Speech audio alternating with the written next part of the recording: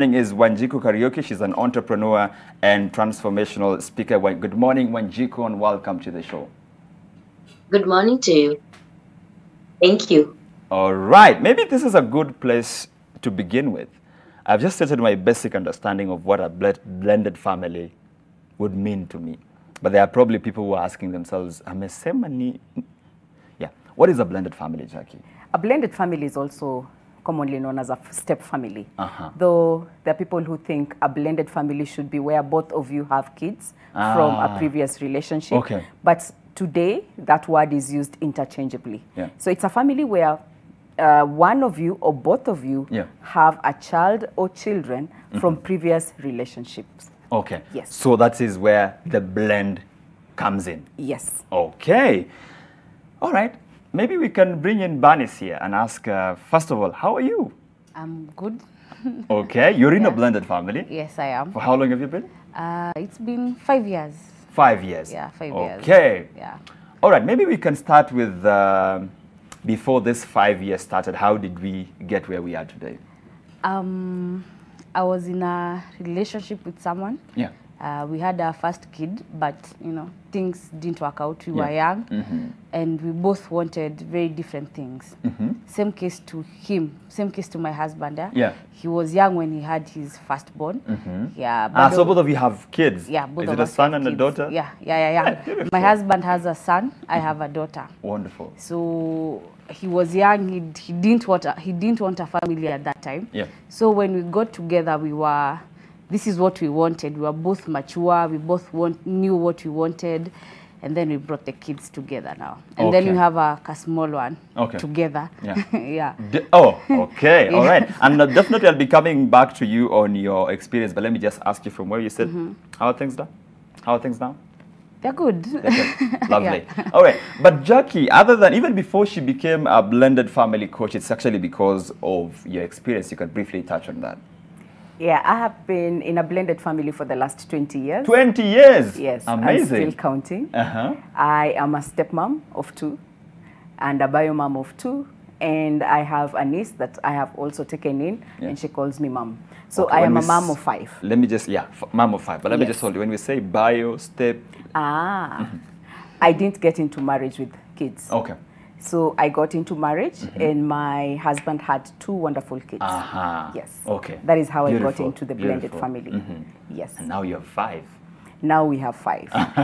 Amazing. Yes. All right, but let me just bring in Wanjiku at this point. Wanjiku, the difference between you and the people who are in the studio this morning is you actually grew up in that kind of a setting. Let me just get to hear your introductory remarks before we can get into the details.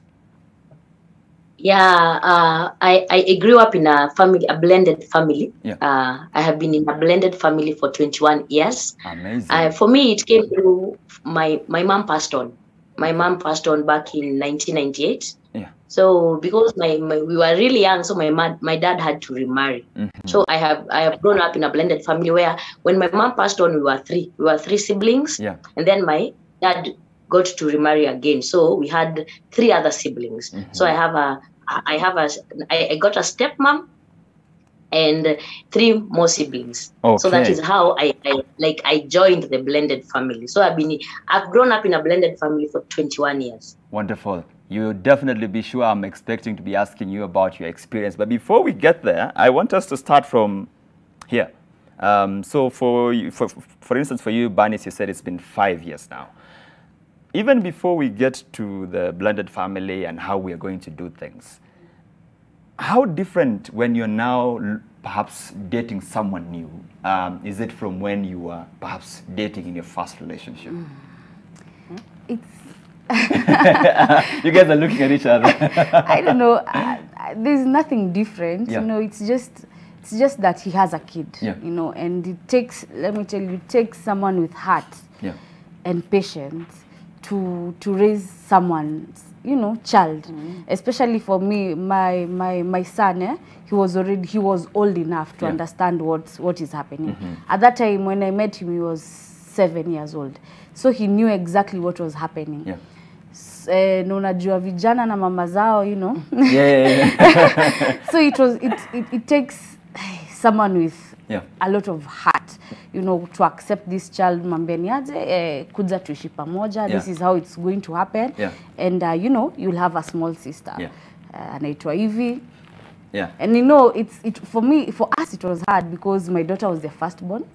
His son was the firstborn. So kuwaleta pamoja, hey, this one everyone knows I'm the firstborn, the exactly. other. She didn't know how to share, he didn't know how to share. So putting them together and, you know, hey, it was hard at first. I want to hear more about that. But the reason why I ask you about the dating part is because, I mean, I've heard it several times about how when you're both coming into this relationship with a child, it's a bit different. I mean, someone once whispered that hatutaki kusumbuana, niko na mtoto, uko na mtoto, tunataka tuanzishe familia, tusiambiane mambo mingi. Unlike when you're, I mean, there's so many checklists when we are beginning, oh, I want you to have this. But I think what I heard was that at this point you just want to, someone to settle down and do things together peacefully. Actually, for me, I really wanted to be with someone who has a kid already. Sikuwa nataka zile shughuli, you know, I have a kid. This guy I'm dating someone who does not have a kid, you know.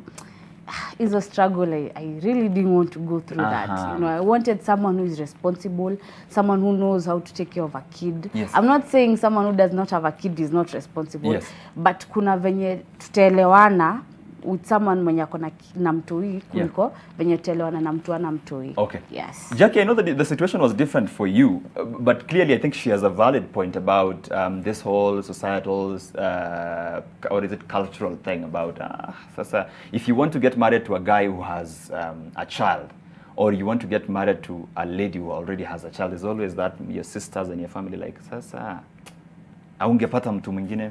Yeah, there's a bit of fear and there's a bit of resistance, and it's not personal. They love you. They just know it's going to be hard. It's not personal. They love you and they know that this choice you've made is going to be tough. So don't take it personal. Allow people to give you their opinion and allow people to doubt. And it's coming from where they stand. And maybe all you need to do is to talk to them and tell them, this is the decision that I've made because of ABCD. All I need you to do, kindly support me. I know you don't agree with it. I know you have your fears.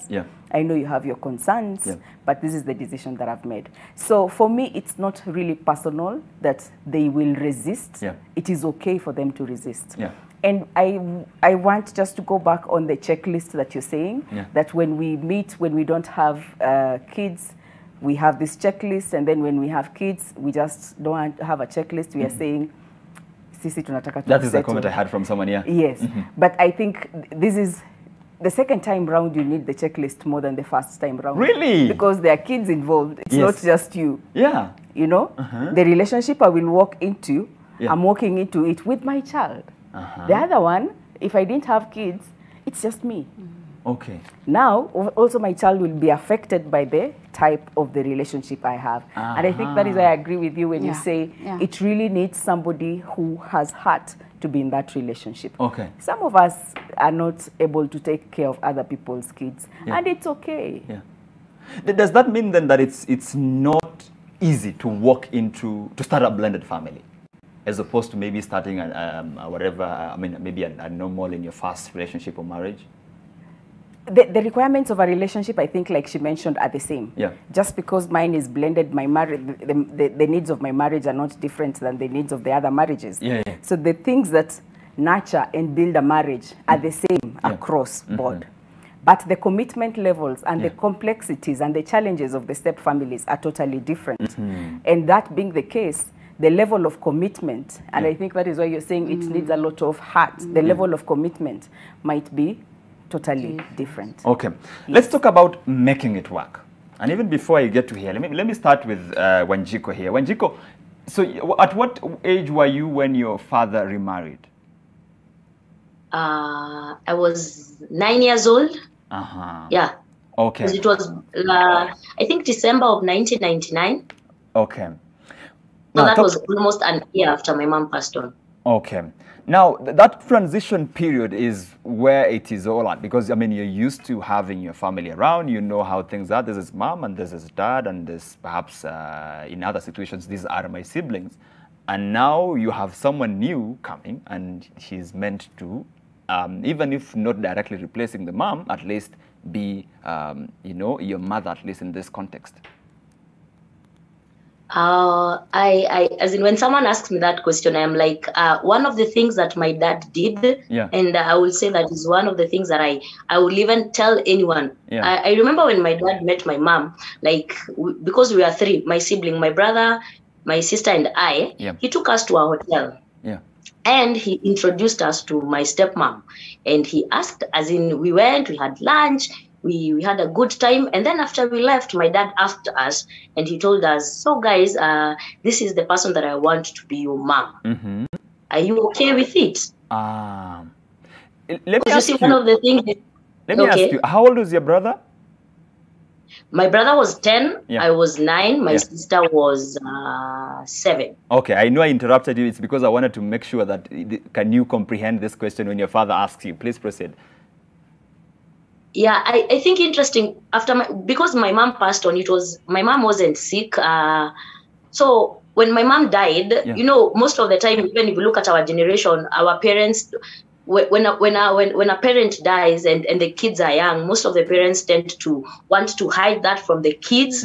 But one of the things that my dad did, like, he put it in our head, like, you know, mom has gone, she has gone, it did not, it happened, and she's already gone. So it had already sinked in. The most interesting thing, we are very young, very, very young. And even my sister, because then my sister, when my mom was passing on, my sister was 5. But then my dad instilled it in us and ensured that we know that she has gone and she's not coming back. So I remember when he told us that, then we were really young. But something else interesting, my stepmom really looks like my real mom. Oh, in terms of? In terms of looks. What do you mean? I know. If you look at my half siblings, I wouldn't tell you. You'll think that we are 100% like we are from both mothers. So I remember, and even as young as I was, I was like, I even we told my dad, in fact, anafanana mom. So imagine that.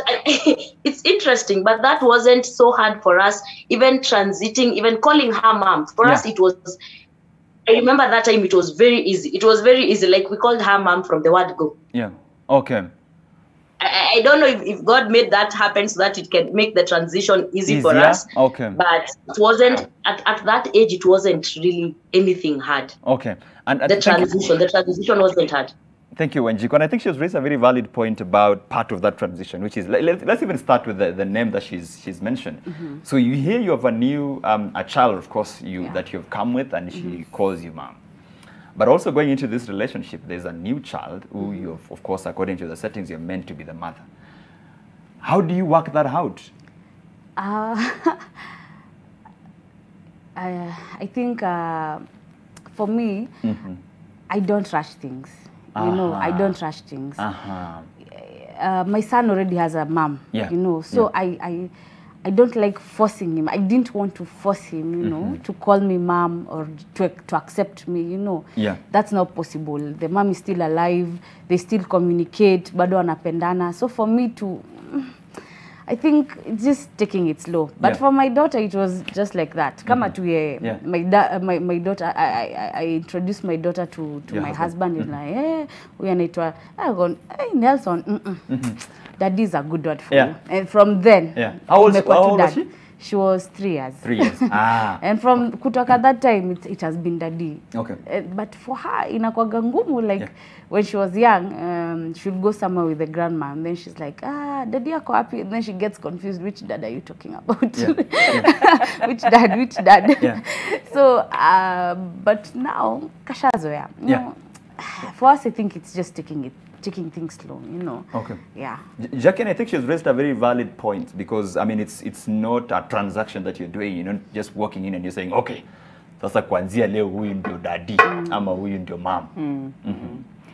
I think most of us force kids to call the step parents mom and dad, which is not nice. But if it can come naturally, then that's okay.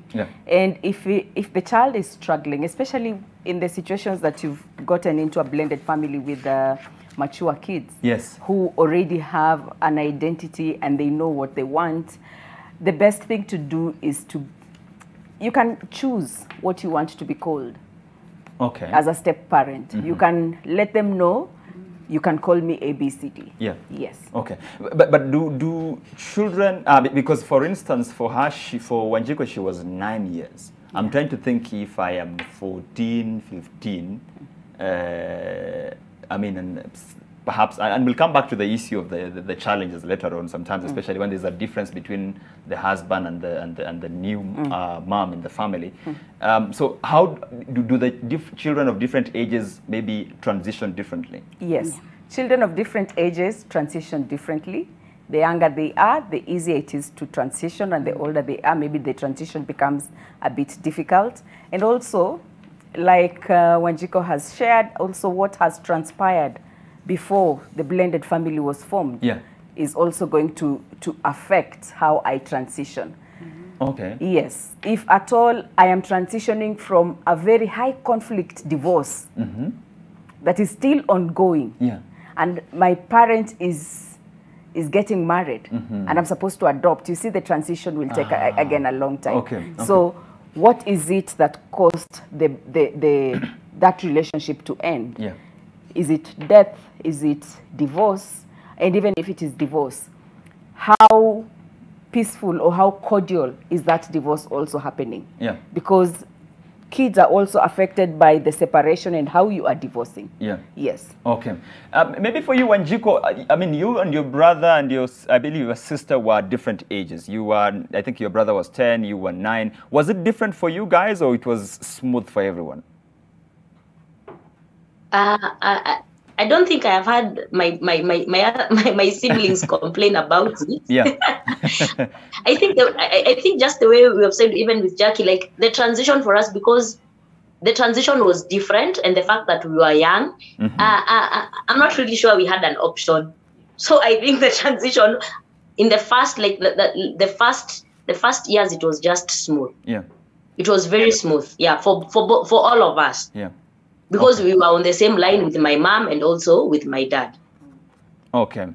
All right. Let me come back to you, Jackie. So how do we make this work? How do we make this easier, for instance, especially, and because part of the other problem is, especially like for her, I mean, and for many people, the biological parents of these children are still there. And sometimes there are those who become a bit problematic, that you're trying to become the mother of my children. You know I'm still there. You're trying to become the father. And I've seen even men fight physically because the new father taking responsibility makes the other father a bit insecure. How do we deal with all these emotions in between? I like the fact that you're calling them emotions, because it is a place that comes with high emotions. Yeah. These are our kids, yeah. you know. So one of the things that maybe I would like to put across, nobody can replace you as a parent. Nobody can replace DNA. Okay. So if you're a step parent, you're not there to replace the bio parent. You're just a bonus parent. Dead or alive, you're not there to replace their parent. You are just their extra bonus parent. Now you need to know where you start and where you end, you know. If there are aspects that still are special, that the bio parent still does them, allow them to do them. You don't have to fight for those aspects. Respect that the bio parent still has a place in their child's life. And if you're a parent too, you know, you actually don't want anyone to replace you in your child's life, even if they're staying in the other house, you know? Okay. So know your boundaries, know where you begin, where you end, but always know that there is a special place for the bio parent in your child's, the child's life. Vanessa, I need your opinion on this, because also sometimes when we're trying to form this new relationship, and we're trying to make sure that the children can still access their biological parents, and there's that bit of, now again, you're still interacting with your ex and all that. This is just your opinion. Whatever she said, very, very true. But like I said, where we are now, it's not where we were, like the time we were beginning. You know, there was a lot of emotions. You know, my ex didn't want my daughter to have another dad. And for us as men, that is always problematic for some reason. I don't know why. Exactly. My ex's husband didn't want her son to have another mom. You know, emotions. You know, there was a lot going on, but I think handling it with maturity. You know, having people to talk to you, having people to tell you, you know, to guide you, to show you, hapana, unajua hii ni upuzi mnafanya. For the kids, you guys have to settle on one thing. You have to settle on what to do. So I guess kuongeleshwa sana really helped, and us maturing, you know, accepting, you know, mina ya we can't be together anymore. And na hii quarrel, fighting, nini, it won't help any kid over here. So we just had to mature, if I can say so. Jackie, for anyone who is watching and perhaps they are in this situation, everything is working out well, but the children have not accepted them. And I'm really trying a lot, giving all my life to make sure that this relationship works. But the children have just completely refused to accept me. Both the father or the mother. Okay, these are your stepchildren have refused to accept you. Your stepchildren may reject you, and some may totally not embrace you, and that's okay. There's a reason why you didn't date them. This might sound bad. I like the way she says it so calmly. Because remember, blended families are formed by the adults. It's the adults who meet. It's the adults who have a relationship. It's the adults who go on dates. And then they decide, oh, I think we can live together. You know? It's not a process that is run by the child. So yes, there are times that your stepchild will not accept you. And this could be, it's not personal. Again, it's not personal. It's because of the position you took in their life. It's because you are the other person in my father's life. You're the other person in my mother's life. But you as a person, it could be Mary, it could be Jen, it could be Peter. Anyone who would have taken that position, they would still not like them. So it's not personal. So the acceptance may not happen. But one of the things that you need to make sure that you have as a family is civil respect. That we respect one another. You know, when you have respect in that foundation, any relationship can be built from there. And I like what she's saying. It's not where we were. With time, your stepchildren will get to know you. And with time, you will get to form some kind of relationship.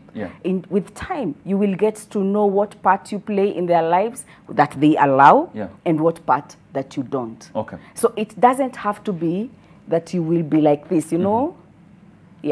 Okay, I want us to talk about, to stay with the issue of the children here, because there's also another problem of, and I think you started very well with it, which is the issue of identities.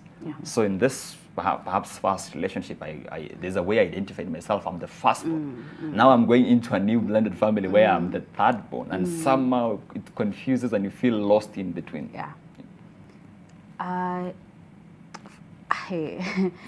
For me, I talk to them a lot. I talk to them a lot. And one thing that is very standard in my house is respect. I don't care who is your mom in this house. I don't care who is your father in this house. Respect. Respect, communication, and, you know, upendo. You know, this that we are one. We are one. Yes, I'm Tamara's mom. And Darren akona babake hapa, but hiyo kwa nyumbangu hakunanga. There is no, this is my mom, this is my dad. Hakunanga.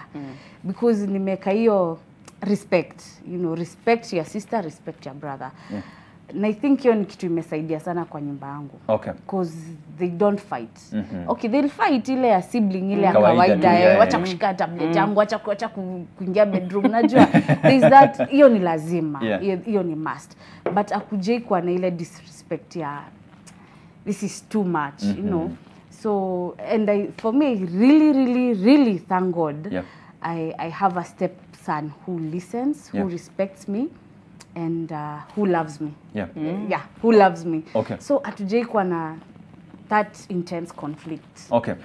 Jackie, I would like you to stay on that point of identity crisis for the children. Do I, like for Wanjiko, she said the father sat them down. Do I have to sit these kids down and explain everything?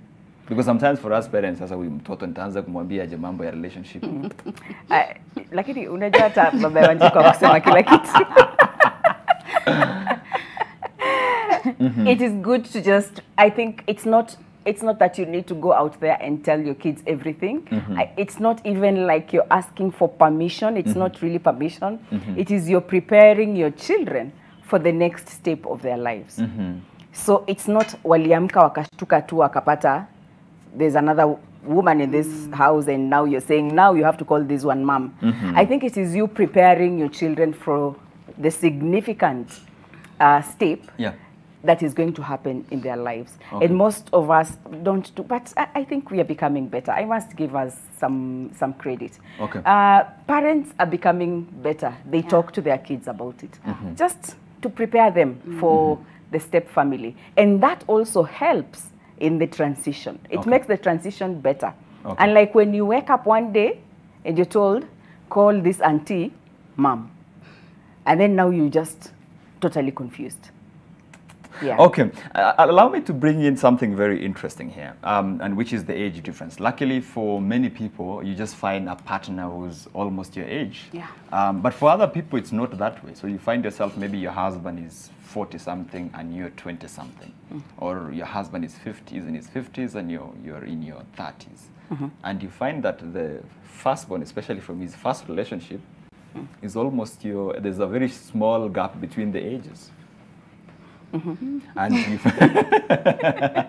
she's waiting for that. But really, Jackie, you get what where I'm trying to go with this. So you find situations where, because of your age, you're in your 20s, and the firstborn in the other relationship is in her teens, or even probably in her 20s as well. And they're like, wewe ni msichana kama mimi tu. How do we navigate these sensitive areas, like walking in a minefield? I think I think when you're walking into a minefield, you should also know you're walking into a minefield. Yeah, that is no brainer, you know. You know, I always say you should know at times what we should be able to know what challenges that we are going to face. Just the fact that when you met and he told you that my kid is 20 years and I am 22, you know that this is going to be a matter of conflict, not only with his children, with his relatives, with his society, because you know that there's a way that the society will perceive you. There's a way that society will judge you. We might be wrong. We might be totally wrong. That you are genuinely in love with each other and it is mutual. The age is not a factor. But you know that you will be judged, and this is the minefields that you will walk through. So you need to develop the strategies and the skills and the capacities to, if you choose it, if you choose that, you know that I have chosen the judgments and the stereotypes that I will go through, but I am good. I'll still do my best. Yes. Before I take this break, Banis, did you have people who were strongly, even in your own family, strongly trying to make sure this does not work? Definitely. You know, society is just, I don't know. I don't have the right word to say.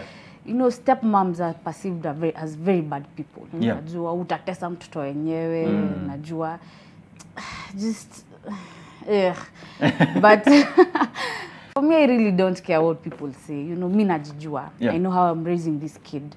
And unajua kutakuwa na matches na kuangalia. There will be people who will be waiting for you to fail. There are people who will be waiting. We have people, ni kama they are spies. You know, they tell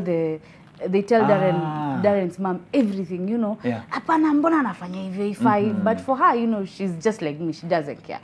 And then, kuna mtu, you know, when a child misbehaves, utapata tu umemchapa. You know, I'm a mom. So utapata mtu akikwambia pana ufai kuchapa mtoto wenyewe. I'm like, and she's under my care. And that bit of discipline is a very controversial topic. We come and talk about that after this break. And we ask ourselves, now that we have identified the challenges that face these relationships, how do we make it work? Don't go too far, because my guests are staying with me, Banis, Jackie, and Wanjiku. Don't go too far.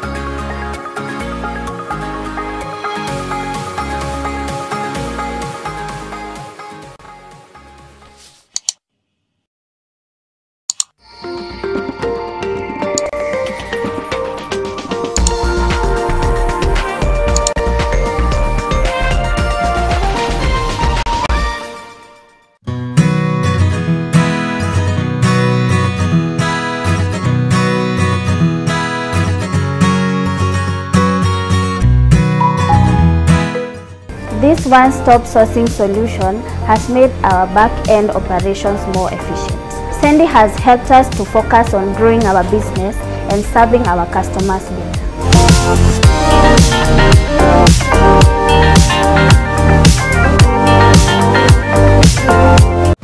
I'm growing up, I'm growing into every moment. So if Nurture the moment. Minute Maid Nutri Defenses, fortified with vitamin E and zinc to help improve your defense system. United Nations continues to support governments in meeting their climate change ambitions and looks at upcoming COP26 in Glasgow, Scotland as an opportunity to support adaptation to tackle climate crisis. It is premised that climate change could push more than 100 million people below the poverty line by 2020 within the developing countries. This requires proactive thinking and actions to significantly reduce emissions by 2030. The National Museums of Kenya, together with Habitat for Humanity, brings you NLF this Thursday from 7:30 p.m. to discuss the impact of climate change on historical and natural world heritage, greening the housing sector in Africa, the paradigms and practices around housing and construction materials, among other topics. For these and more, tune in to NTV, Thursday, 7:30 p.m.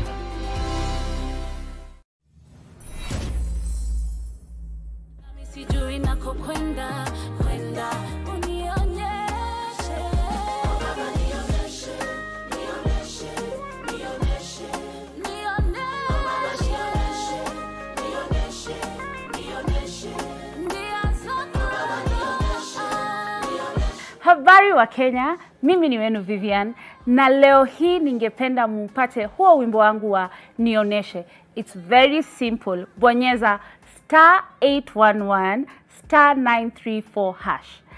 *811 *934 hash. Skiza na Nation, supporting local talent. Asante.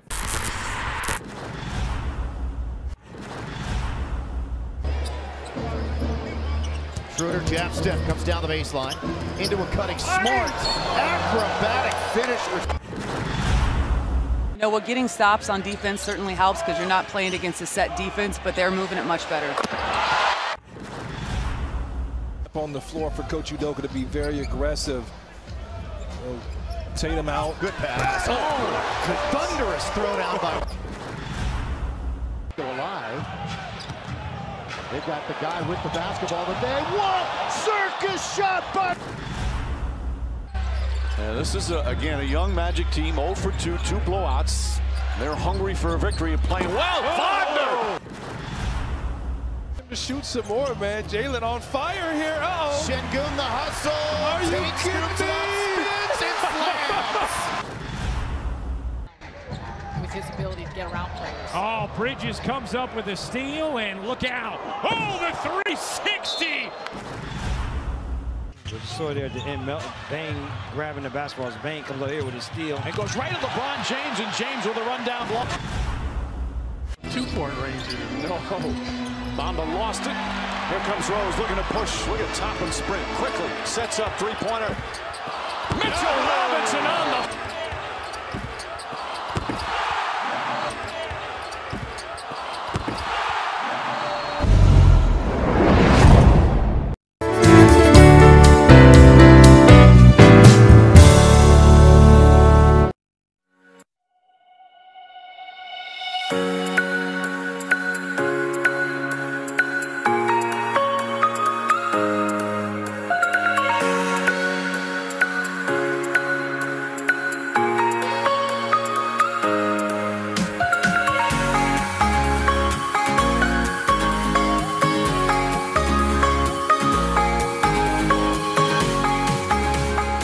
Beautiful aerial pictures of the coastal city of Mombasa there. As we come back to our conversation this morning, thank you for watching Your World on NTV. We are still talking about blended families in our society today. What are they and how do they actually work? Are they different from perhaps your first marriage or your first relationship? And how do you make it work? But if you don't know what blended family means, at least my basic understanding, and I'll try to make you understand, is a relationship or a marriage where at least one of you comes with a child from a previous relationship, and now we all blend and form a new family. So how do you make it work with all the complexities around it? To help us, and of course have been helping us put this into perspective, are my guests this morning. Let me just get you the correct titles, and that is Jackie K. She's a blended family coach. There's a beautiful picture on your screens right now. Can you see the colorful, all of us are donning really different colors. Jackie K is a blended family coach. Banis Njeri is, of course, someone who is actually in a blended family at this moment. And Wanjiku Karaoke, who is an entrepreneur and a transformational speaker, actually grew up in a family which was qualifies as a blended family. Let's pick it up from where we left. But before we do that, we asked you to be part of this conversation. Let's get to see what some of you have been saying on social media.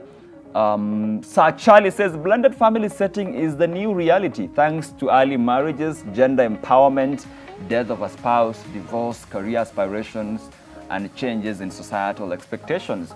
This is to be embraced and celebrated. Thank you, Sir Charlie. Very comprehensive.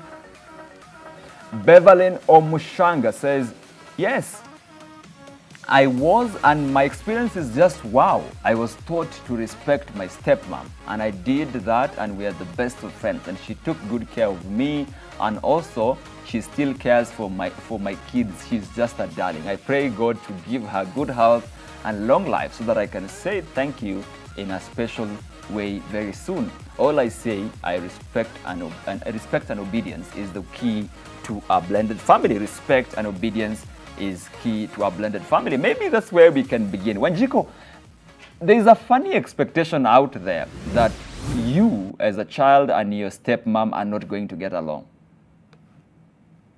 Yeah, yeah. As in that expectation is there, and honestly, you see, our transition was very easy. That is one fact. But as you grow up, this is something that definitely there's a point. Wanjiku, I think we're losing Wanjiku, but let's just pick it up from where we left. Before that break, Njambi was raising a very valid point on parenting styles, which actually tend to be different. Let me just start with you, Njambi. I mean, again. Sorry, I called your stage name. My stage, I promised to say Banis all this time. Funny thing, I'm so used to it. I took in introduce Banis, I'm like, who's Banis? Who's Banis? Yeah. I'm so used to Njambi. Okay. Mini disciplinarian, sana. And I think I take after my dad. For me, mi sema kitu mara mbili. No, I tell you, don't do this, don't do this. But the third time, hapo we won't respect. Hapo hakuna kuongea. Hapo ni kuchapana. But mi sichapangile kuana nile. Yes, it's just disciplining the child. Yeah, but my stepson is very scared of being beaten. One thing I noticed about him, hapendi kuaibishwa. Okay. So mumwambia teremka nikuchape mbele ya mabeshto wako. Kokona pole inaishi hapo. My daughter she's afraid of being beaten. So for me discipline is something. Kenya I wish my husband was here. For him discipline yake inakuaga wewe uongeleshe mambo ya kuchapana wacha kelele wacha. But I don't believe it. I don't know. I mean, sparing the road and sparing the child. For me ni tuende. Jackie, there's a problem there because sasa kama mimi nilikuwa kwa relationship ama kwa ndoa ya kwanza, mimi sikuwa nachapwa. Mimi nilikuwa naambiwa haki dadi, wacha, haki usiguze, haki usifanye hivyo. Alafu sasa hapa nimeenda kwa Njambi na yeye hatuwezi tukaambia mtu kitu mara tatu unachunwa. There's a bit of a problem there, especially with the parenting styles that are different. Of course, you will have parenting styles that are different. And believe me, even both bio parents are always also having different parenting styles because we were raised differently, we think differently. But I think one of the things that you can do as a couple is to talk about it and see if you can reach a compromise. I can still sustain what I do, and you understand what I do, and I understand where you come from.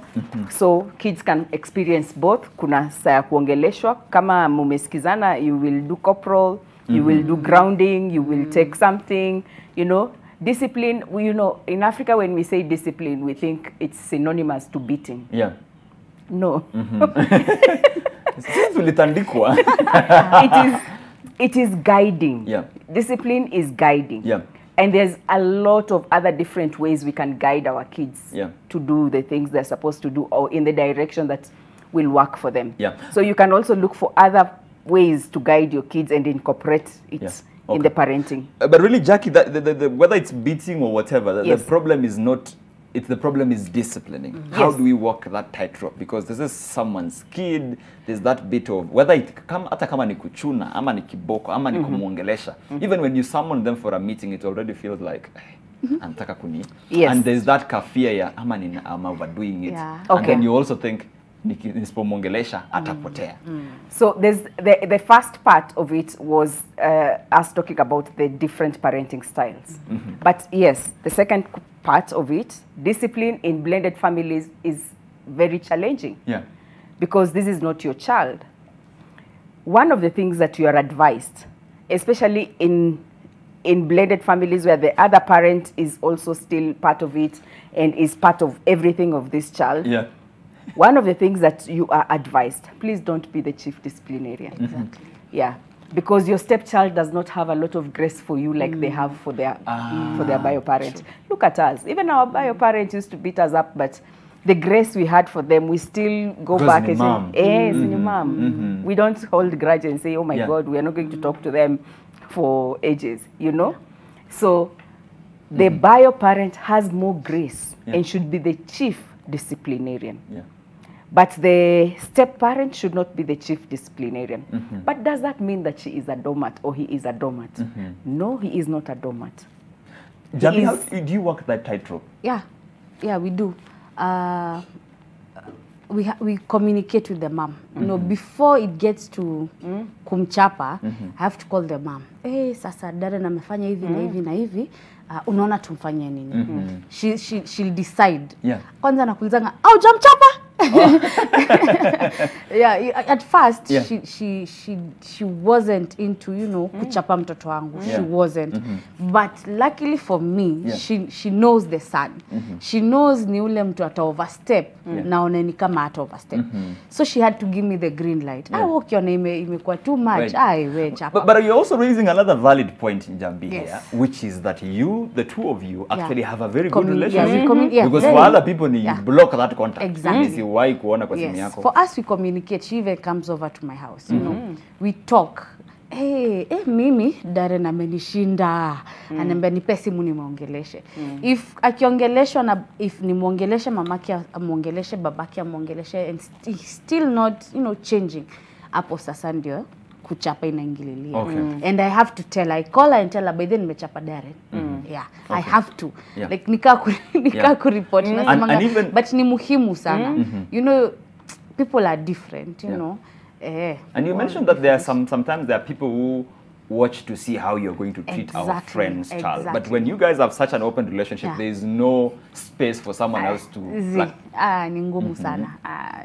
Ni ngumu sana mtu aingililie relationship yetu. Because people, I think by now people know we have a very good relationship. She respects me, I respect her. I respect the fact that she's a mom na aliniachia mtu. You know, inakuwaga ngumu mtu kukupatia mtoi wake shika nilele mtoto. But for us, you know, at least anani respect. All right. Wanjiko, before we lost you earlier on, the question was, sometimes there's some underlying expectation that you're never going to get along with your stepmom.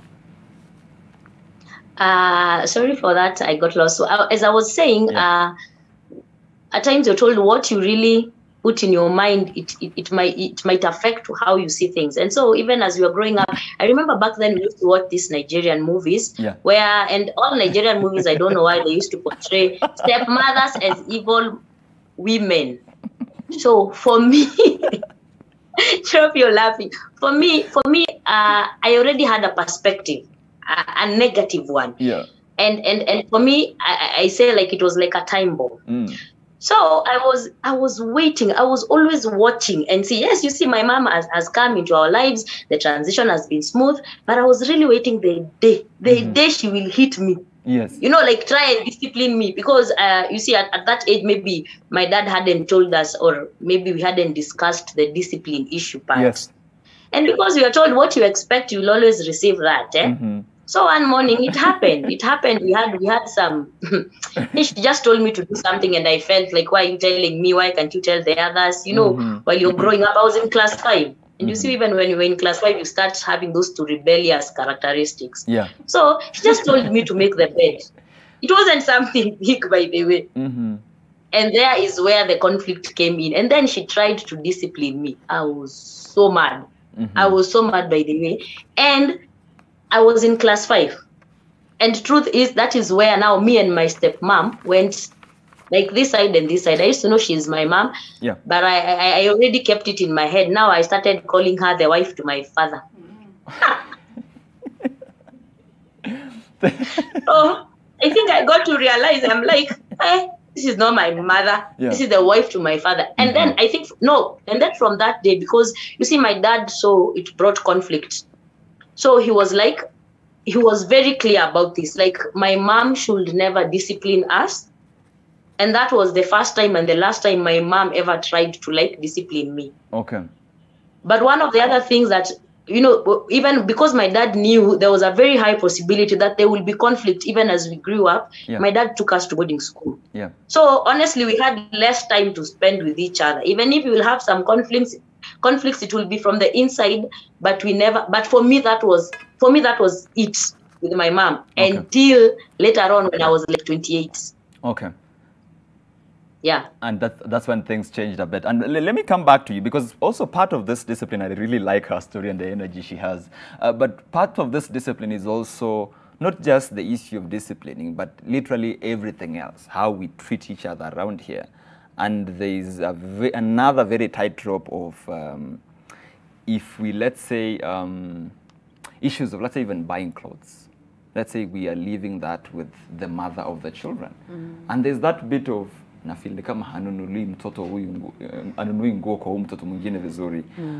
because now, how do we find the unity in this at this point, Jackie, and avoid these issues where it looks like you're favoring your child and I'm favoring my child? I think first I must commend Wanjiko for her story. Yeah. And I really, really, really like what she has said. You know, if we had stopped it at the point that our transition was smooth, we would forget the truth of the step-family journey. And you know, when we ask, Jackie, what if my stepchildren do not accept me? So we think that because they have accepted me, we are done with that story. The acceptance and rejection will happen every time in the different phases of your step-family. So we can accept you, but today, alafu katikati tena warudi nyuma, alafu tena siku nyingine wakuje. It is a cycle that goes, and it depends with what is happening in my life.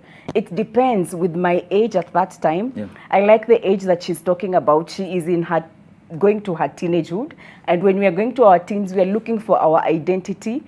A step-parent is not part of your identity, as I'm looking for it.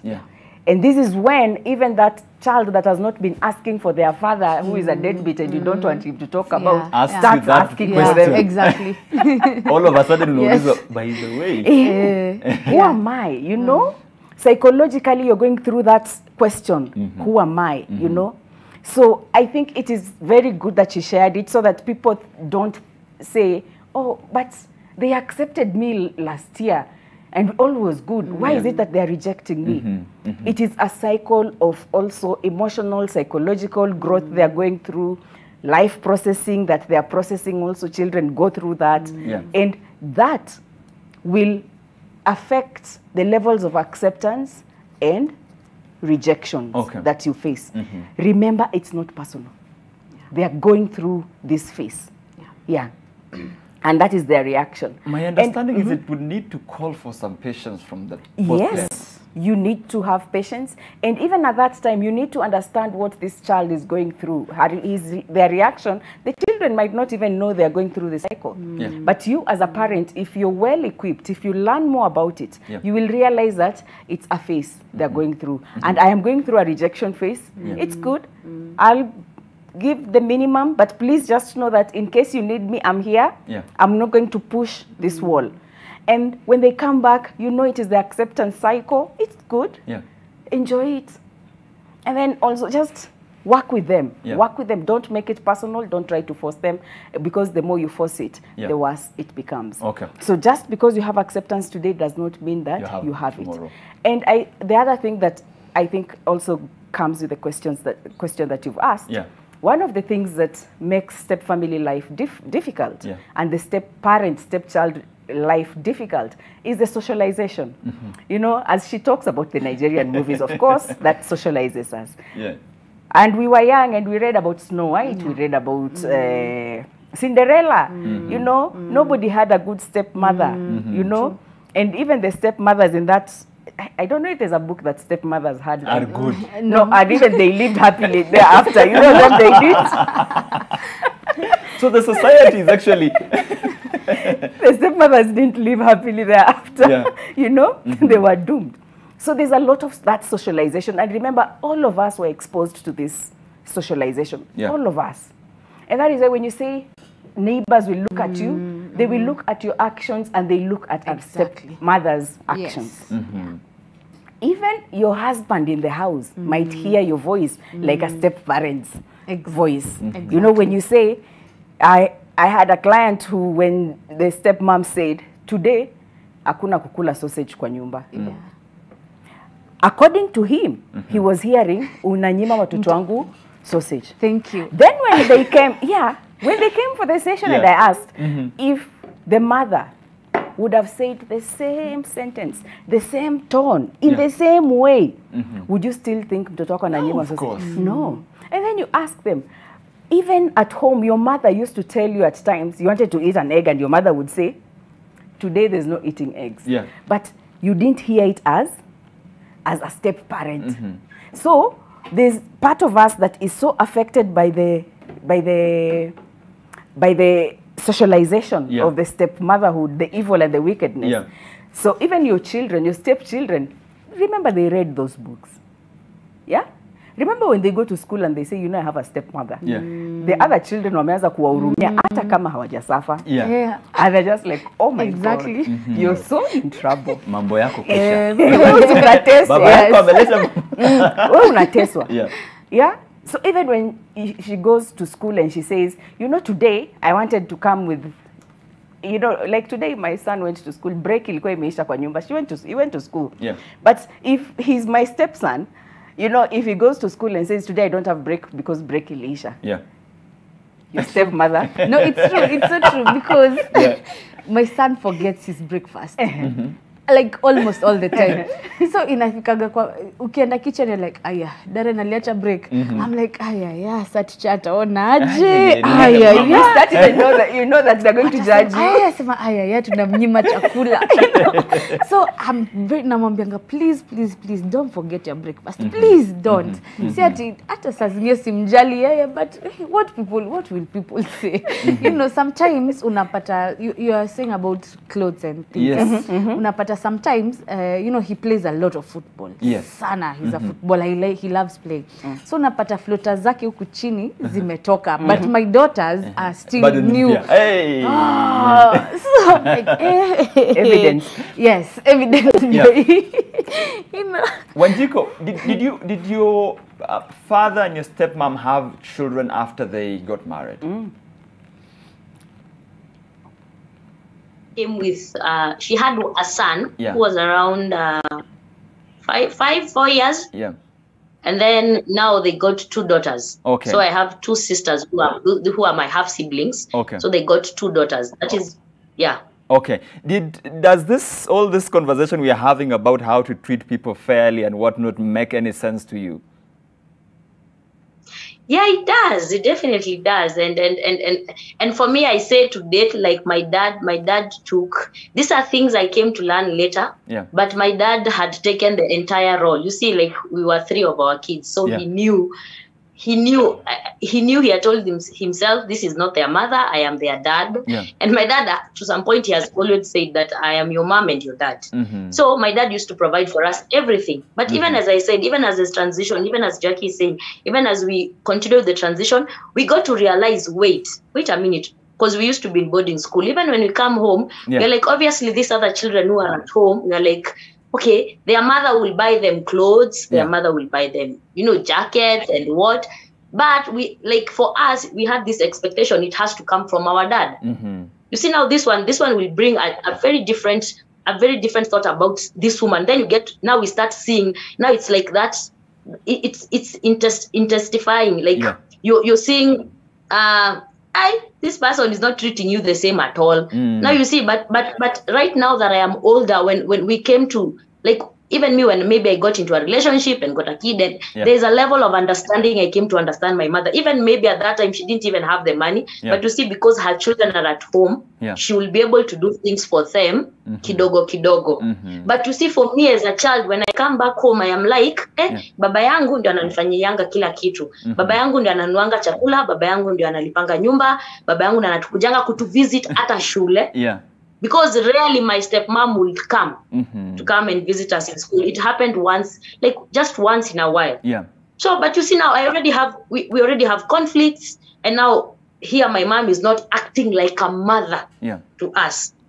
She's just acting like a wife to my dad. So it really brought a lot of conflict. That transition was like, now that change and us growing up was really hard for us. Because I used to feel like, I'm like, no, Z. Like, uyu, ninamuita mom. In fact, sikuwa yacha kumuita mom. Let me say this. To hata yote mwenye tumekosana, I used to call her mom, but I used to feel that difference. Ni kama wewe unapenda watoto wako kuliko vile tunatupenda, but I am like, anyway, wewe sio mama yangu. Okay. Thank you, Wanjiku, and I'll come back to you. And the reason why this actually has to be addressed is especially for people who get into relationships with children almost the same age. So you come with a son who's 10 years old, and I have a son who's 10 years old. I've seen people who do literally decide intentionally, tukinunulia huyu simu, kama ni iPhone 6, nunulia huyu iPhone 6 pia. Exactly. Because, and both of you have to sort of sit down and agree on that, because the rest would be chaos. And it now gives birth to something very dangerous, which would be something called sibling rivalry. Exactly. Jackie. Yes.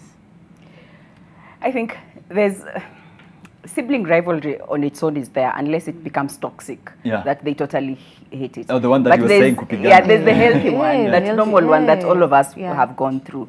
That is there. You can also decide to put, yes, when we do A for this one, we do A for the other one. It can be at the same time, it can be at different times, depending on your pockets.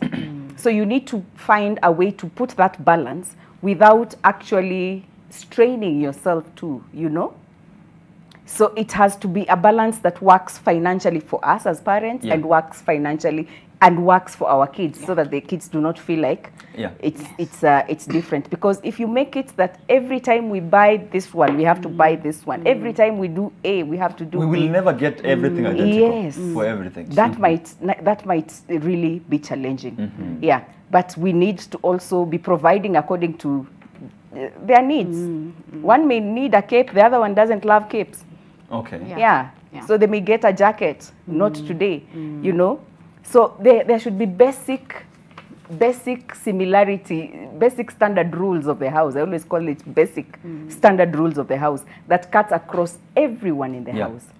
I know we have addressed a huge part of it, but before we take this break and we come back and talk about how to make it work and give people tips of actually making their blended families work, I like both of you to address, from where you sit, the biggest challenge, even if we have already mentioned it too, blended families, at least from your own perspectives. I'll start with you, Njambi.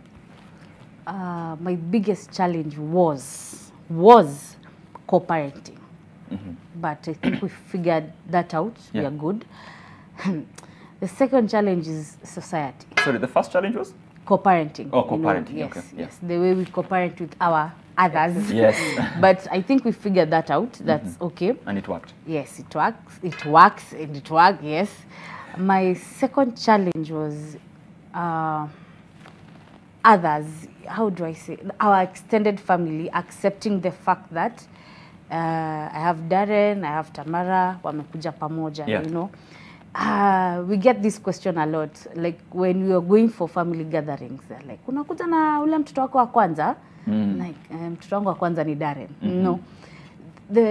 Before they accepted the fact that I'm bringing someone else to our family, it was tough, but at least we are good. The third challenge was what you guys are talking about, you know.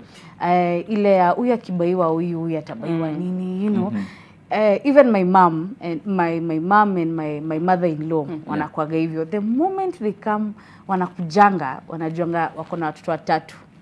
So kama ni yogurt, they buy 3 yogurts. Three packets of crisps. 3, you know, atutakagi anyone to feel left out. Challenge ingine, I guess, ni society too. Just the way society perceives me as a stepmom, ama my husband as a stepdad to a daughter. Get people will give you very weird advices. Hey, wewe unachaga babadara na msichana wako peke yako. I'm like, what's the big deal? You know, hey, ugopangi mwanaume na msichana wako. You're like, what's the big, you know, what's the big deal? So I think is on the big challenges. Kwa nyumba, I don't think we have any challenges. Yeah. Okay. Jackie? I think for me, the biggest challenge that blended families face, I would say, is lack of preparation and thinking that they will function like the other families. The assumptions. They get married and they think their families look like the other families. No, they don't. Because, and I read this somewhere that for when you're starting your family in your first relationship, it is that both of you starting the family to give birth or give rise to a child. But when you're coming here, you have children who precede you. I don't know if that makes sense. I would say we make the children precede us, but still you need to precede them. But you see, we will make them precede us because at that time when we come, we say, kwani unajua me, my child is more important than the relationship. Which is a lie. And that becomes a mess. And it's a lie. Your relationship is more important than the child because strong families are built around strong marriages. Lakini sasa, no, Jackie, no. Sasa, I mean, that point makes sense to me, and don't judge me for this, but I am dating Jambi. Na mimi naona, she's not really ready to come to be in a relationship with me, especially because I have a child. Yes, she might like me, we are doing well, but vile na mjudge ni kama hii mambo ya mtoto yangu hata mpeleka vizuri. Niko na right ya kusema mimi hii kitu hakuna haja tuendelee. Now, you see that already you don't have a relationship. So nothing should be preceding. That one you don't have a relationship. That one does not accept you because you come with a child. But when you have accepted each other and we have decided we are going to form a family, a blended family, you need to have a very strong coupled relationship. To withstand, can you imagine we've been talking for 1 hour about the challenges? To withstand those things. To withstand those things. And then when we withstand those things, then it doesn't trickle down to the children. Otherwise, if these challenges are ongoing, that is what the family is, then we are going to make the kids suffer. Now remember, the kids in a blended family are already kids who have suffered loss. It could be death of a parent, it could be divorce. So they already have suffered a loss. And then they get into a step family and it doesn't work. That is also another loss, another trauma. So for me, I think the biggest challenge that people in blended families have is they don't plan or prepare for step family living. They think, oh, he loves me. This will work because he loves me, he loves my child. We are just going to be good. What they don't realize is that the challenges in a step family are more than the other challenges. The probability of a blended family marriage ending is 65%, almost 70%. Unlike the other, of course. Why? Because they have a lot of complex. There's a lot of moving pieces here. You see, one of the challenges is co-parenting. There's us. There's the children. There's the children. That's society. Not even the society. There's the parents to these children who are not living here, who are also living in other houses. And you know? Yes, who can still affect this house, you know, the way I treat your child, and maybe you're thinking, nimenyima mtoto wako sausage, unaniambia nini? Pack your bags and leave. Story about sausage. Unaweza niacha like this. Because, so, step families need to prepare for step family living. Okay. Yes. So step families have to prepare for step family living. And that means before you start it, you have to ask yourself, what should I consider before I start a blended family? That's what we do, and tell you everything else about how you can make your blended family work even better and easier for you. Don't go too far. All my guests are staying with me after this break.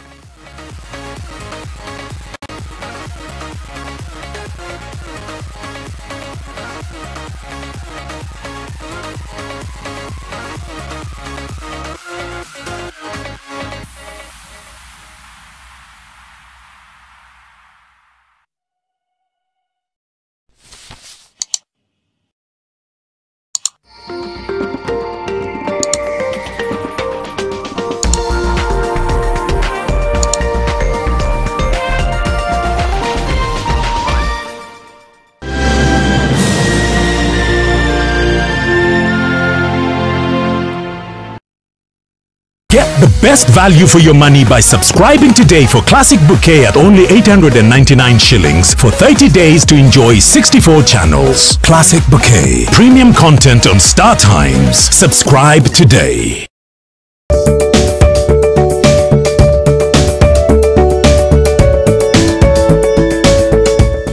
Did you know that Mudokinjo Paints and Cement delivers cement countrywide for free? The hardware deals with paints, cement, waterproofing and decorating sundries. Mudokinjo has 17 branches across the country. Mudokinjo delivers reliable, accessible and affordable building materials that are used within all residential houses, factories, office and public buildings for the purpose of decoration and protection. Shopping guide. Set a budget. Don't shop when you're tired, hungry, lonely, bored or upset. Glovo. You order, we deliver in minutes. Get unlimited free deliveries for food, groceries and Glovo party orders. Subscribe to Glovo Prime for only 300 shillings per month. Terms and conditions apply.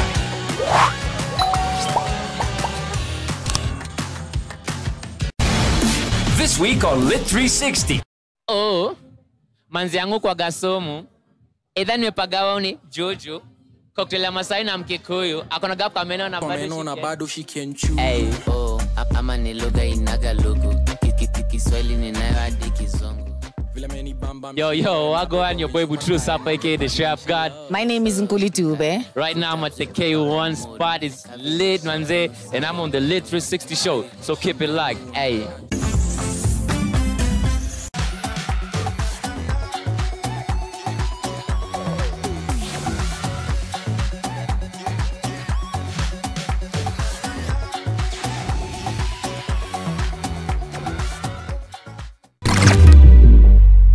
NTV jioni, habari za kina, fasaha, tendeti na za kuaminika.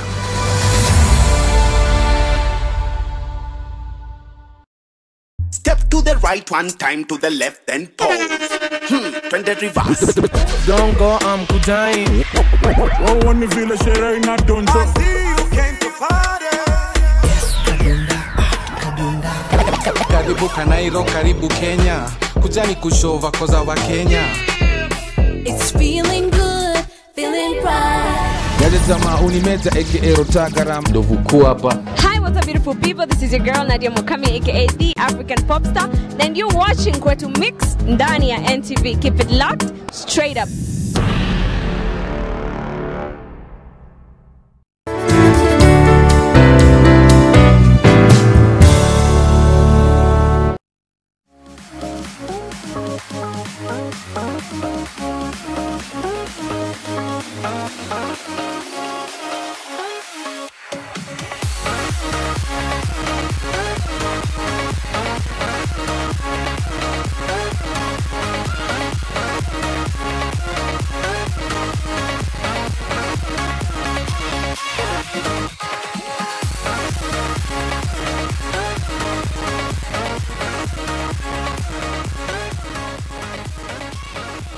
Welcome back. This has been a very interesting conversation about blended families in Kenya today and across the world, the challenges and how we can make them work better. I'm still with Jackie K. She's a blended family coach. Banis Njuri is in a relationship right now which can be categorized as a blended family. And of course, Wanjiko Karaoke, who grew up in a blended family. And of course, before that break, let me just take one quick feedback from someone who has sent this on social media. And Sir Charlie says, blended families can be fulfilling if handled and approached tactfully. And I think the key word for me there is tact. And I think Jackie has addressed it quite strongly. Wanjiko, before we get to how we make it work, before that break, I was asking each one of them to just give us what was their biggest challenge. And I don't want to leave you out for this one. Even if we have mentioned it, what was your biggest challenge growing up in a blended family? One of my biggest challenges was communication. You see, when you get to see, like, I think there's something Jackie has said that is very important. Like, you, as in the relationship between the husband and the wife, so this is between my dad and my stepmom, has to work. It has to work for us to be able to, you know, for the entire family to work. So one of the biggest challenges was when my dad and my stepmom used to have conflicts. So you see, I'm like, kama hawa wanasumbuana, like, why should I get to respect this other parent? Or even when they are not on the same table. Wacha nikwambie, when they are not on the same table, na mimi already I have ideas in my head. Yeah. Me, I will side with my father. Hey, there used to be times where we side with each other. I'm like, I'm on my father's side. Yeah. So whatever my father says is what I will do. Yes.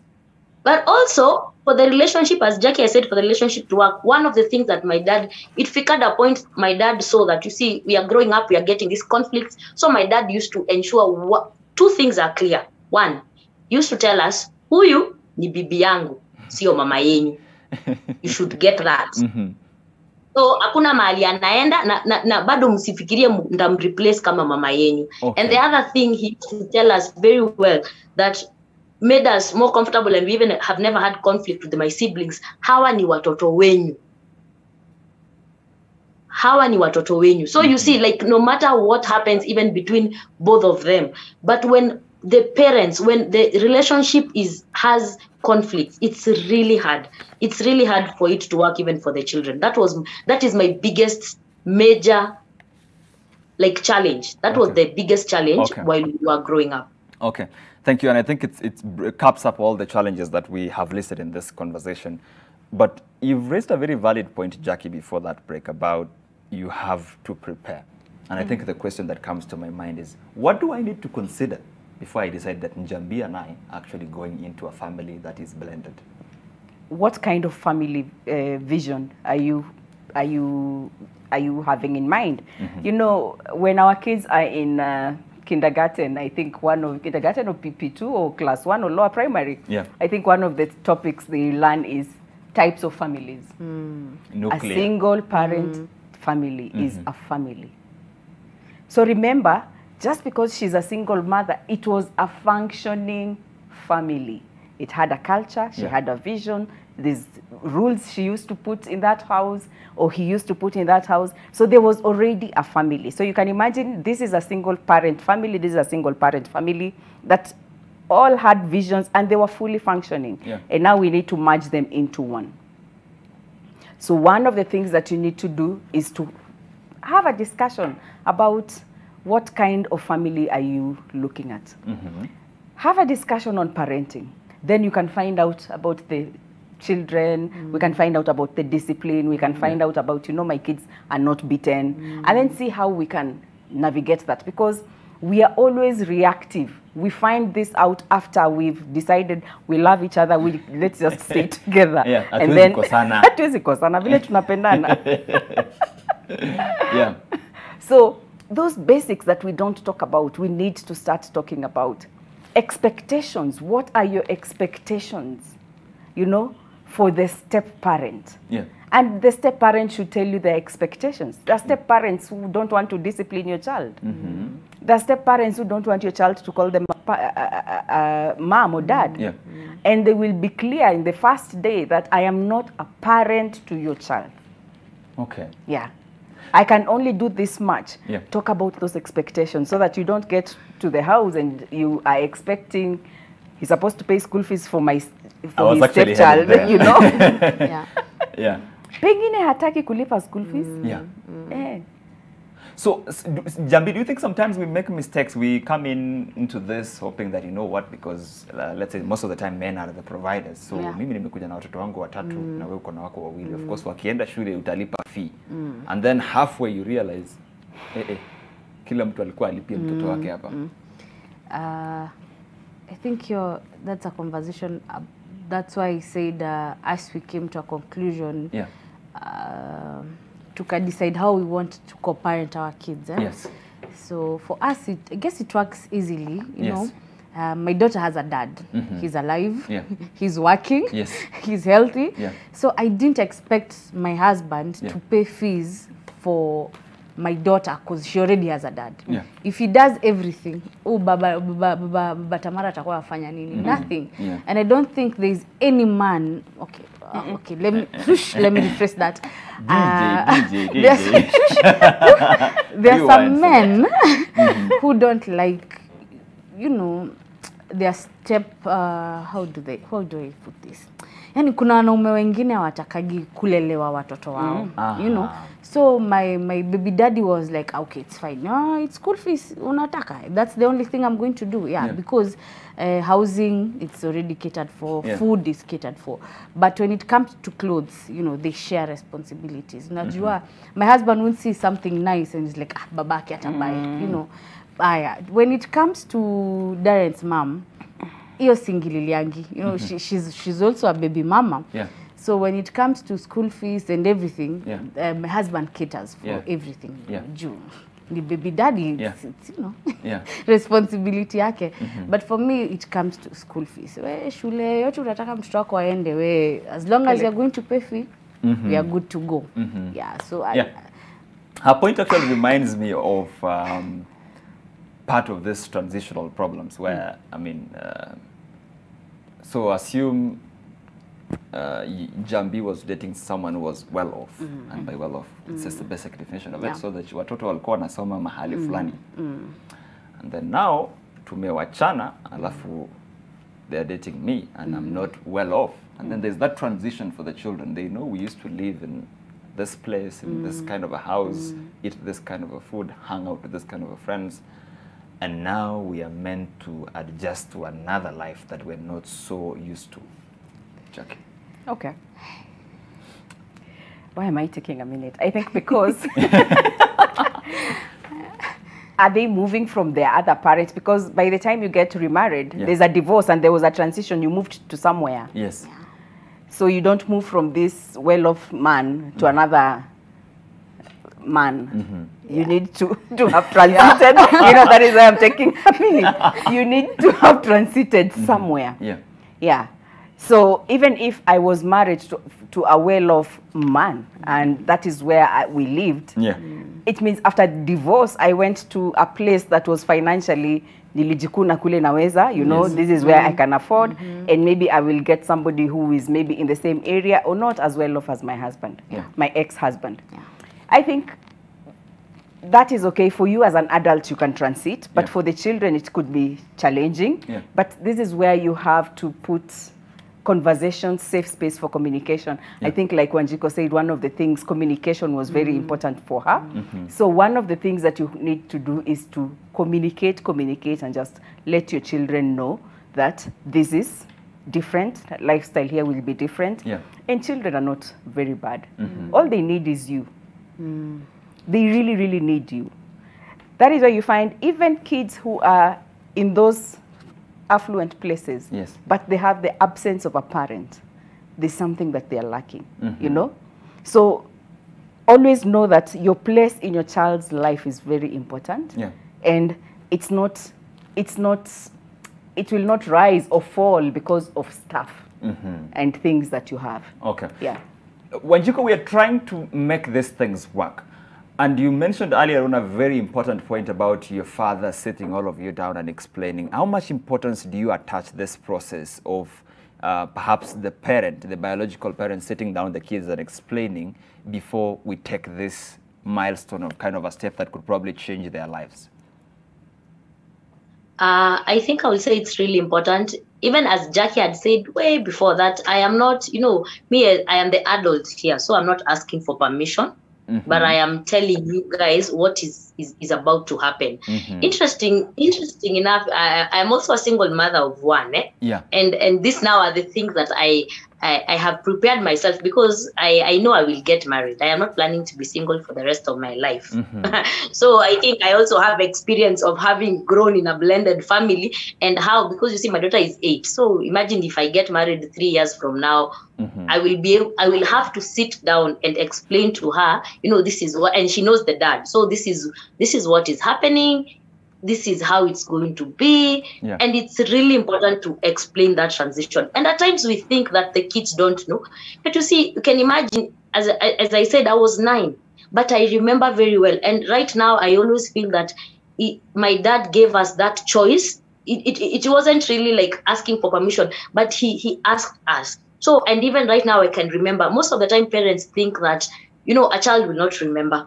But for me, I always feel right now that my dad really considered how we felt about it, even before he made that move. Because at the end of the day, like being a young man and having 3 kids, and you can decide, and being an African man, let me then put that. You can decide, mimi ndio kusema, mimi ndio baba, mimi ndio, unajua, but una consider watoto wako, which means you love your kids more than, even if this relationship is important to you, your kids are always first. Your kids are always first. So it's really important. That transition is important. Even when you become a bonus mom, it's a step mom, but I want to call it a bonus mom, because you make a choice of doing that. So whether you're a mom, whether you're a dad, it's important to prepare your kids. It's very important. Okay. All right. Let me come back to you, because there are definitely people watching both of you this morning and thinking, mine is not working. How is Njambi talking about this so happily? How are they talking about this in a very nice way when mine is so rough, it's so chaotic, they're probably considered leaving? Let me start with Njambi. What would you say has helped your relationship work, and how maybe someone else can borrow the same tips and make theirs work? Communication. Just communication. And again, respect. Hizo vitu mbili.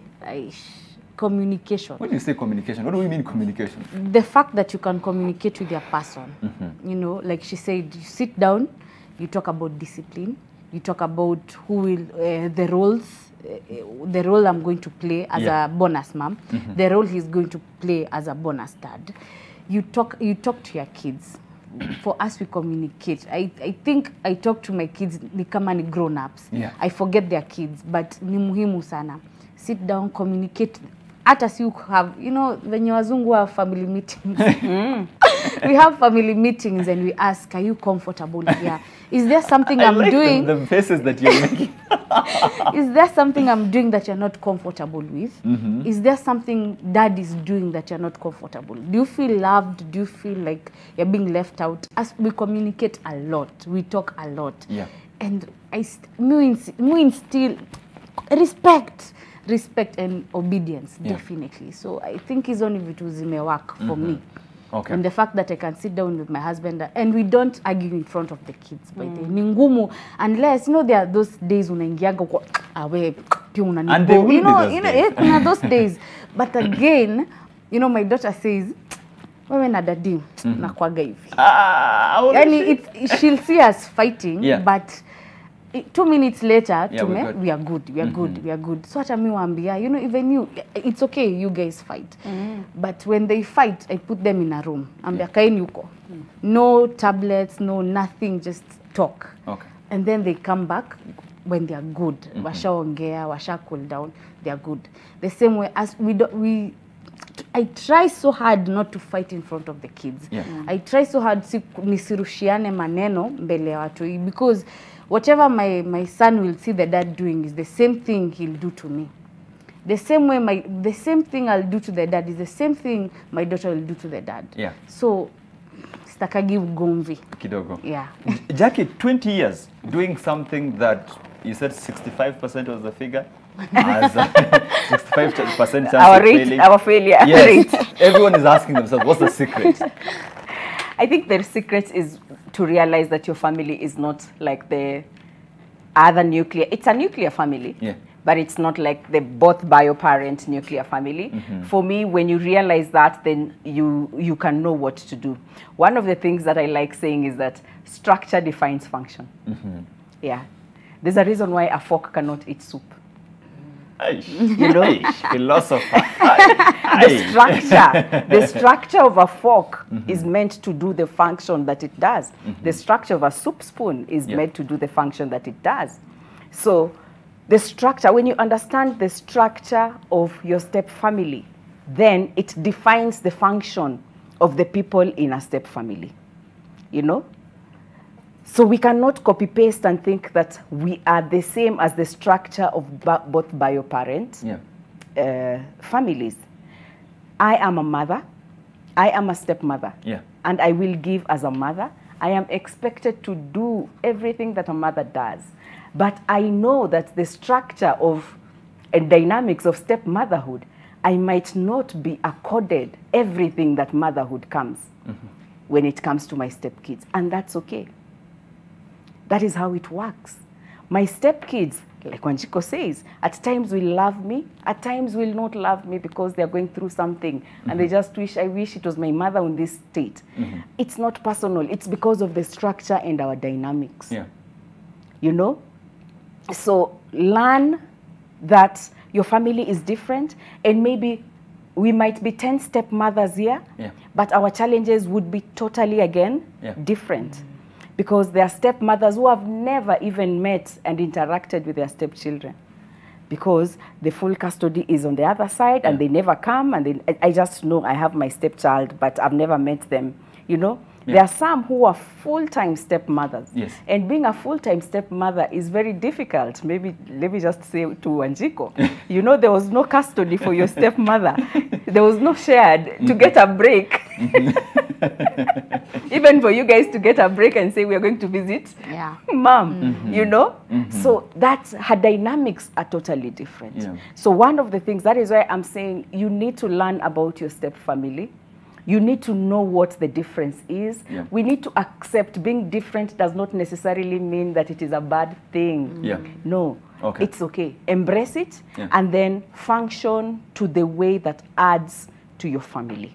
It might be totally different with your neighbor, but if it adds to your family, then that's okay. I have one more question for you, but before that, Njabi, how do we then, because the love between you and your husband is almost natural, and Jackie has alluded that and everything is smooth, but now we have children who, you know, perhaps used to love each other as siblings, and now they're being introduced to another 2 siblings, and they are meant to sort of love each other as well as siblings. How do we work out this? Patience. Can I say patience? Yes. You know, you can't force someone to love someone. Always force mapenzi. It comes naturally. And I think people grow on each other, you know, they'll adjust, you know, but don't force things, just be patient.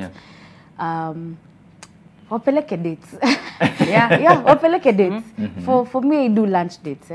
Trajipata wamenda, maybe bouncing castles and mko peke yenyu. Sometimes we leave them in the house. Like, by the way, mko peke yenyu. You know, at least they'll get to know each other.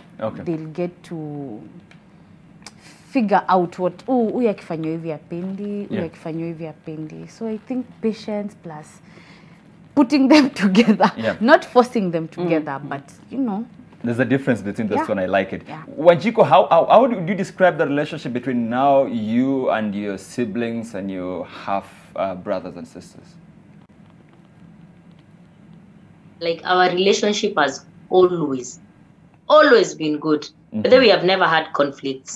So, as in, there is one thing that I think prospers even in a blended family is when people love each other, and when the parents show, like when both of the parents, your dad or even the stepmom shows you guys that you people are siblings. And that is one of the things that my dad instilled in us, like, hawa ni watoto wenyu, period. And you see, for me, I have loved them. I have loved them because, like, my younger siblings, I keep saying, mimi nimewalea. Like, kuwaosha. I learned so many things from them ever since they were young. So we have never had conflicts. But we have never had conflicts. You will not even think that like the three of us, and now the three of them, we as in at some point, my brother, my stepbrother, we don't share a dad, and now my half siblings, my two sisters, we don't share a mother. For us, there is no difference. You look at us, and we have never had conflicts as siblings. We have never had conflicts. Beautiful, beautiful. And as we wrap up, there's always been that respect. Okay, thank you. And as we wrap this up, Jackie, then, Victor, a colleague of mine, wants to know, because naturally in our families, when you grow up, you're supposed to take care of your parents. But now I have now my new parents in this blended family, and I still have my parents on the side. Am I supposed to take care of both sides? How do I navigate the side now that I'm an adult? Because my mom or my dad is somewhere else, and I also have this new mom and dad who have taken really good care of me. Another minute. Yeah, I don't know if it's such a dilemma, because if you're helping your dad who married your stepmother, you've already like helped her, and you can still help, even if you decide I'm going to help only my bio parents. I'm only going to help my bio parents. I'm not going to send money to any step parent. Still, they will eat from their husbands, from their spouses, or your mother I mean, your mother with the stepfather, and your father will be with the stepmother. Okay. So that is also allowed. Okay. You are allowed to just do your parents if you want. But you can choose to say, I might not help my step-parents exactly the way that I do my bio. If I am to send money monthly, then I will do monthly. That is an standing order for my parents. But for my step, it can be twice a year. That is okay. Parenthood you'll not be paid for it. And one of the things that I tell step parents, they say, I don't even feel appreciated. I'm doing all this work. I'm doing all this work. I have sacrificed, and I'm not even being appreciated. They're not even, The truth is, even us, there's nothing that we can do to pay the parents that took care of us. I don't think there's a value we can put in it. Yes. Okay. So it's okay. He can decide he will help them. He can decide he will not. Yeah. That's totally okay. Good people. I think my biggest lesson from this conversation today is such a wide topic, and there's so much to talk about, and the time may never be enough. It has to continue perhaps offline and online, or organize yet another conversation along that line. But I'll allow each one of you a chance to give us your closing remarks. I'll start with you, Wanjiku. I would love to say that blended families, I would want to tell anyone who is in a blended family, or anyone who is a stepmom or a stepdad, that you being in that child's life or those children's life, you are a steward. And when you get to look at it on that part, you'll never think that maybe you're not appreciated, maybe they don't love you. You just know that God has put you in that life because they know you can be able to take care of them. So you are a steward. Even as a parent, you're a steward. So take care of those kids just as God has trusted you with those kids. So please take care of them. That is all I will tell anyone who is in a blended family. Okay. Thank you. Wanjiku Njabi, give us your final thoughts. I like the deep breath. I think I'll tell everyone who is in a step family, a blended family, one thing my mom always tells me, do good to others, as good things will come to you. Ajua usitese mtoto wenyewe juu una feel you have the power to, and just I'm trying, Jackie, and kama uko in a blended family, learn how to be patient. Don't force, usiforce mtoto wenyewe kuita mama, my dad. And it's a process. You'll love it, you'll hate it. Sometimes you'll feel like packing your bags and go. Sometimes you and your husband, you and your wife won't be on the same level.